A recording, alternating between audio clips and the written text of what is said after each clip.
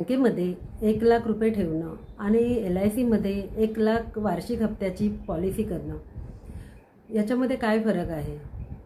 तर हा फरक आहे की तुम्ही बँकेत 1,00,000 रुपये ठेवलेत तर ते 1,00,000 रुपयेच राहतात, त्याला काय व्याज वर्षाचं मिळेल. पण तेच तुम्ही LICमध्ये वार्षिक 1,00,000 रुपयाची हप्त्याची पॉलिसी केली तर त्याला नॅचरल डेथला 20,00,000 रुपये आणि ॲक्सिडेंटल डेथला 40,00,000 रुपयाचा विमा मिळतो.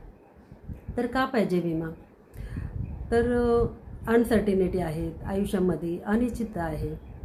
मी घरून बाहेर पडले तर घरी येईन की नाही हे कोणीच सांगू शकत नाही. त्यामुळे LICमध्ये 1,00,000 वार्षिक हप्त्याची पॉलिसी काढली तर 16 वर्ष तुम्हाला भरायचे आहेत. त्यामध्ये LIC 9 वर्ष तुम्हाला बोनस ॲड करणार आहे आणि 25 वर्षांनी तुम्हाला 50,00,000 रुपये मिळणार आहे टॅक्स फ्री. म्हणजे तुमची 16,00,000 रुपये इन्व्हेस्ट झाले.